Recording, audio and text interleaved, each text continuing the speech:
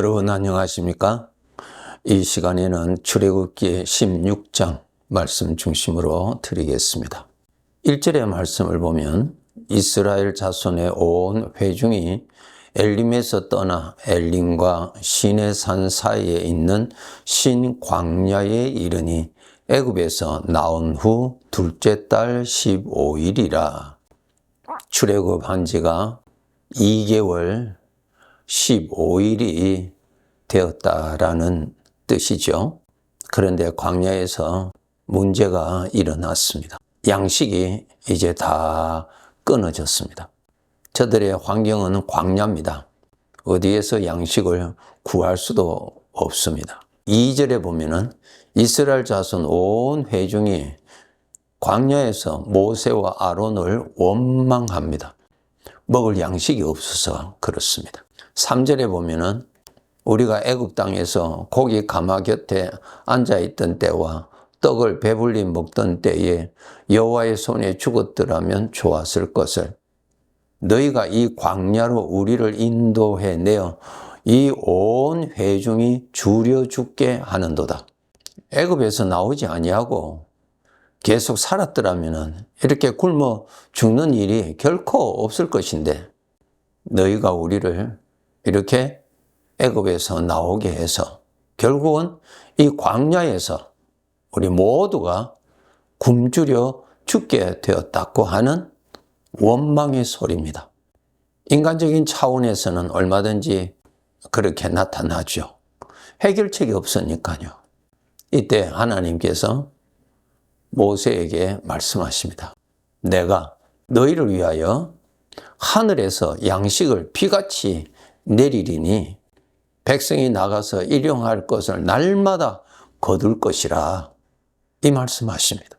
너희가 아침마다 밖에 나가서 내가 준 양식을 거두어서 먹어라.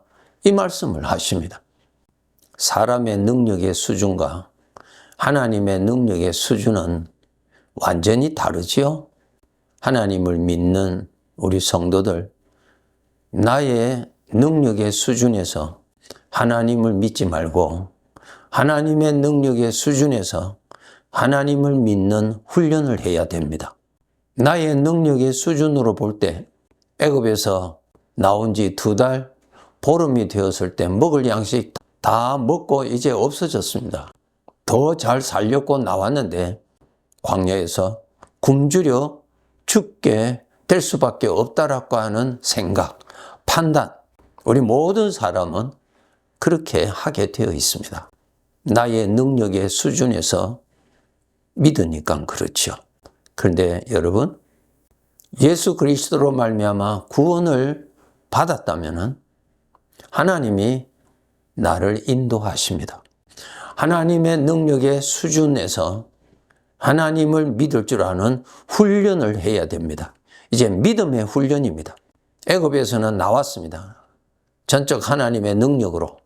그 다음 함께 하시는 하나님, 인도하시는 하나님과 함께 살아야 됩니다. 함께 따라가야 됩니다. 따라갈 때에 내 나름대로의 판단이 있기 때문에 하나님이 인도하시는 그 방향을 내 수준으로 볼 때는 받아들일 수가 없을 수밖에 없지요. 그때 우리는 내 수준의 생각을 믿어버리고 하나님의 말씀은 믿지 않게 되는 그러한 경향이 얼마든지 일어납니다. 하나님 훈련하십니다. 하나님을 믿는 믿음의 훈련을 시키십니다. 하나님을 믿어야 됩니다. 왜? 하나님이 인도하시니까요. 인도자를 믿고 따라가야 구원을 받습니다. 그런데 하나님을 따라가지 않는다는 말은 하나님을 믿지 않는다는 것이고, 하나님을 믿지 않는다는 말은 나는 나의 것을, 나를 믿는다는 말이 됩니다. 하나님을 믿는 자로 우리가 구원받았어요. 세상 사람들은 다 자기를 믿고 사는 사람이고요. 예수 그리스도를 통해서 구원받은 자들은 하나님을 믿는 사람으로 사는 것입니다.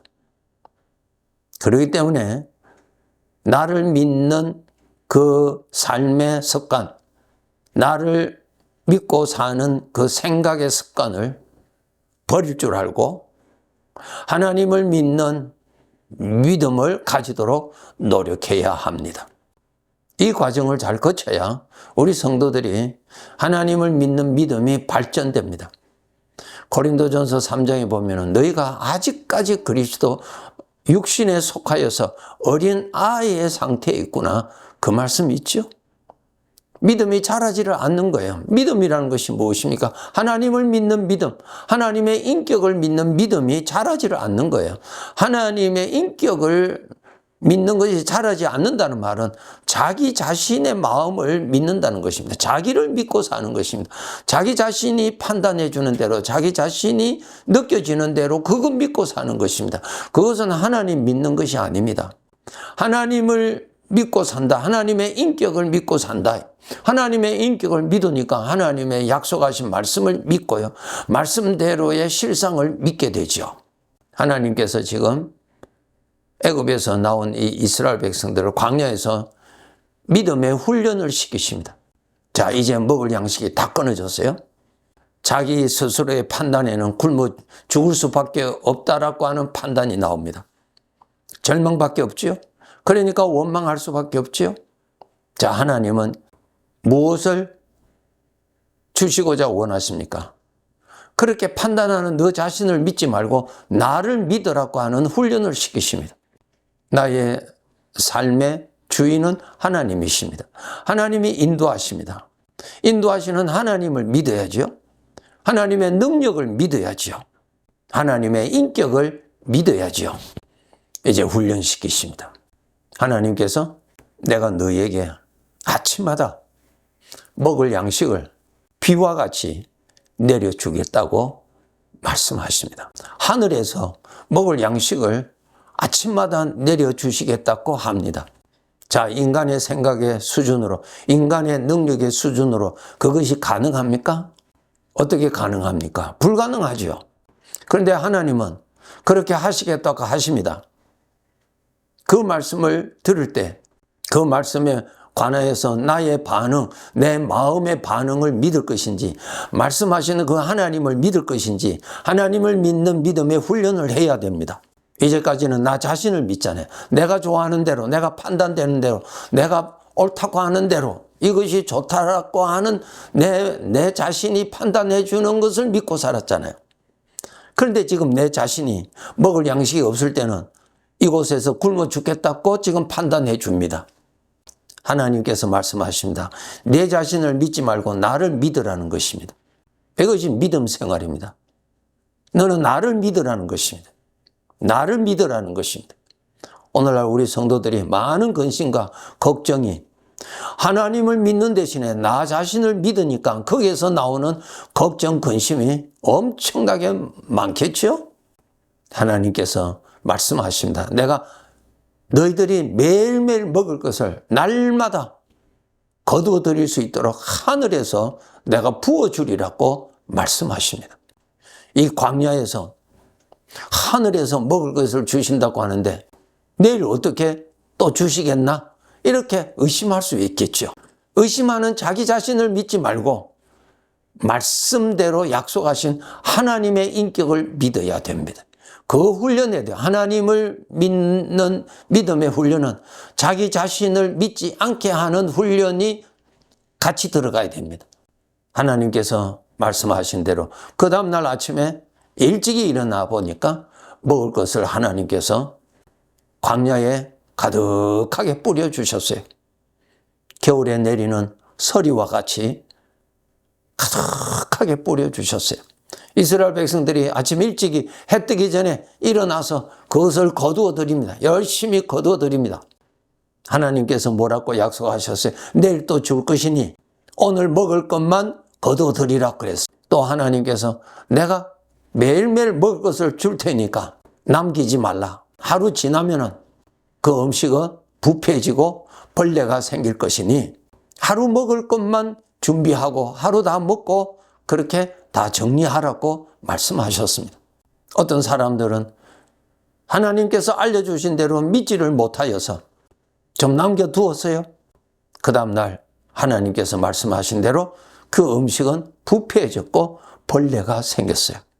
참 하나님의 말씀대로 믿을 줄 알고 하나님의 말씀대로 생각할 줄 아는 훈련을 해야 됩니다.